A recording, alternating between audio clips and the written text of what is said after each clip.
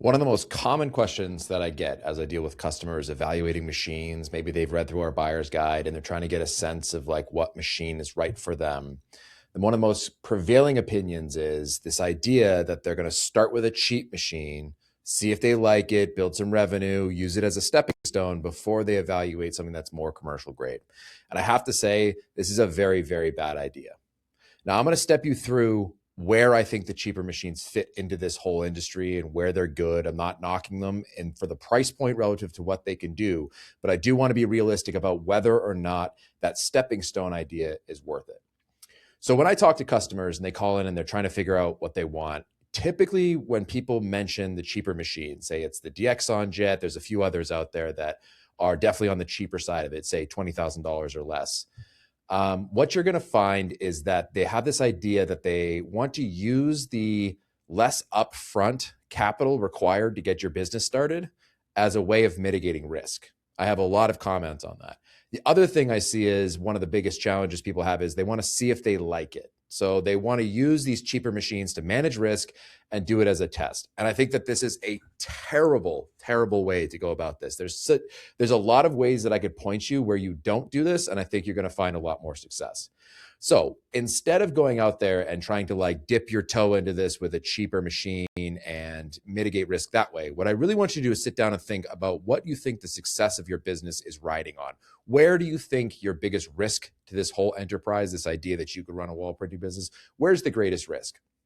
And the greatest risk by far is you're just not making enough money. If you're making a lot of money, you will have the tools you need to accommodate the growing industry. If you don't have revenue, it doesn't matter what machine you have. It doesn't matter what you did, how much you saved, any of those things. If you don't have revenue, it's a bust and you're going to lose your money for the most part. I mean, there's opportunity potentially to resell your machine, but that is going to be very much a loss, a net loss more likely than not if you don't have revenue.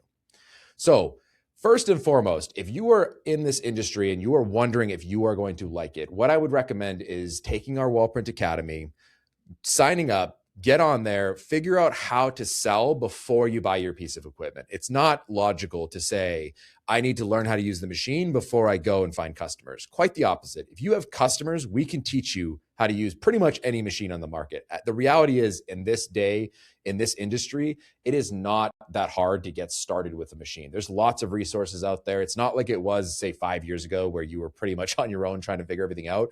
There are much better user manuals on how to use these things. A couple of days and you should be able to get set up and print on a job. Certainly, if you come to us, we expect that after 2 days, the next thing you go and do is try to accomplish a $10,000, $15,000 print. That's the way that we set up our training, because at the end of the day, that's what's going to drive your business. The smaller residential or for a friend jobs are great, but they're not really going to test whether or not you're going to be successful when you go on site. So I can't stress this enough. Rather than going and buying an inferior piece of equipment for what you're trying to do. So I'll touch on where I think these machines are good. But if you're trying to set up a business and you're trying to run commercial jobs or commercial printing, you are going to run into significant challenges with these cheaper machines. They are way harder to get set up. They are way harder and more finicky on site to get the results you want. And then even when you are printing, the lack of speed, while it may not seem like a big deal on, say, one print, the second you're stacking multiple prints, which is what we almost exclusively focus on, you are going to fall behind almost immediately. So I can't stress this enough. It's really not a great stepping stone. You're going to learn a fear and a worry about setting up a printer and hitting print and wondering if you're going to get the results. You can't have that. It's going to sink your sales. You're going to get worse customer support. They're not going to like what the experience is like. You really, if you're going to do this, you have to bite the bullet and say, what's my cost to get into it so that I have a reliable machine that can print 5 and 6 figure jobs. If you're not looking at it that way, you're going to have a much, much harder time. And it's going to be a bit of a self-fulfilling prophecy.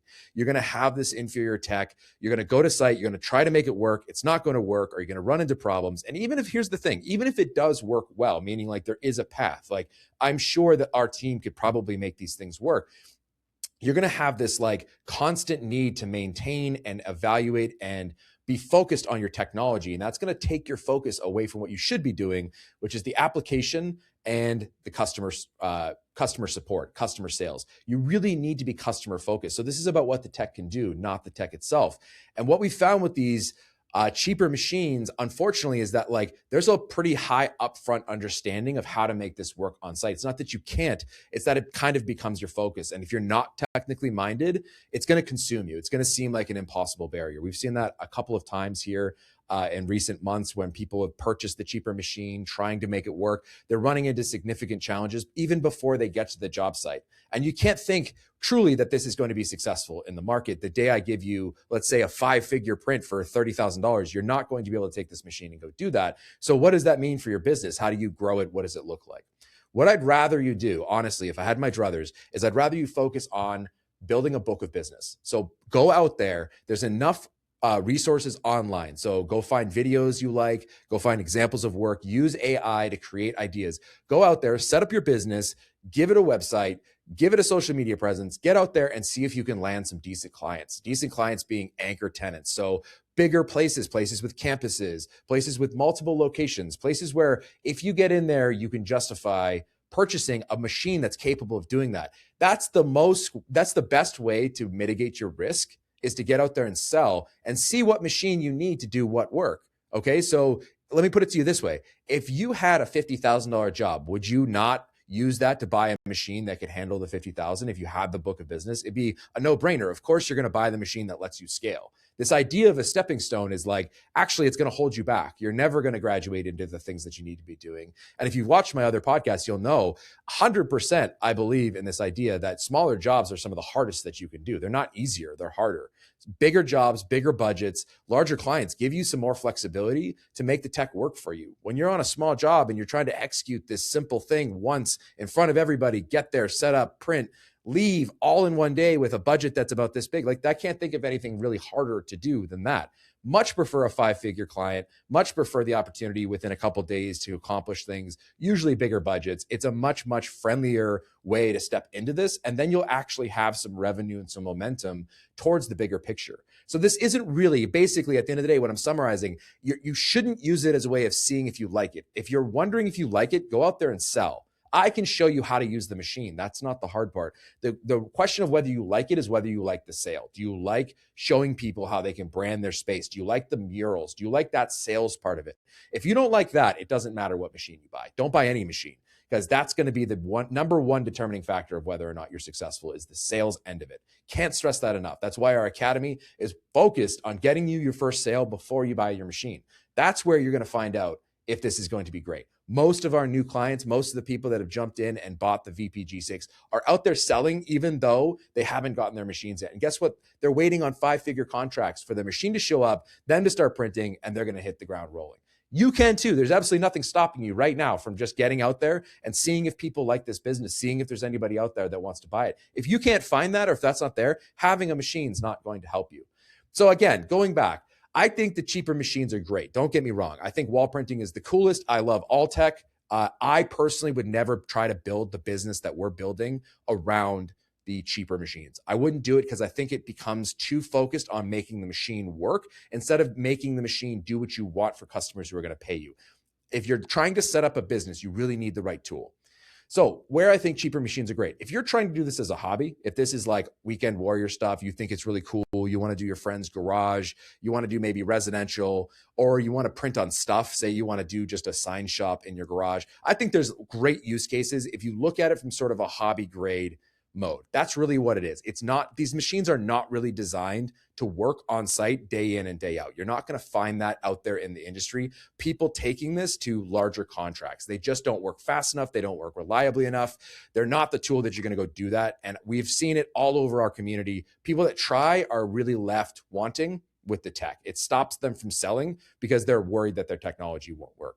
In contrast, if you look at the VP G6 and how we've set this up and how people get going, if you start with the idea of selling, you can get into some 5-figure contracts and then use that as leverage to purchase the machine. That's the right way to go about this. No matter what, if you're trying to run this as a business, you should start selling now.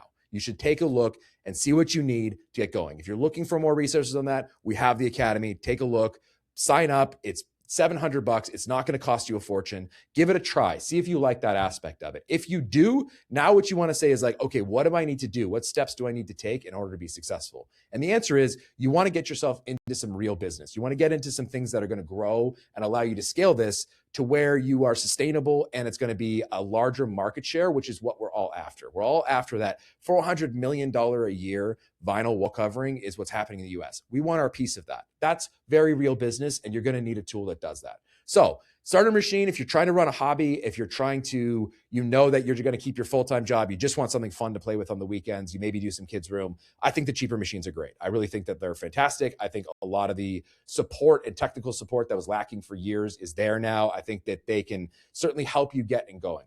If you're trying to set up a business, if you're trying to look at this as a way of mitigating risk or a way of seeing if you like it or a way of like reducing upfront capital costs, I can't tell you, I think that's a really, really bad strategy. I really think what you should do is instead focus on the sales and revenue. Okay, come to Asheville. We have a $3,000 training course. We'll put you in here. Learn everything you need to know. If you want to mitigate risk, then focus on the sales. Focus on the much, much less expensive. Don't invest in capital equipment yet. Get your business set up. Get some clients going. Get revenue that's real there in a book of business. Then decide what machine you want to go forward with.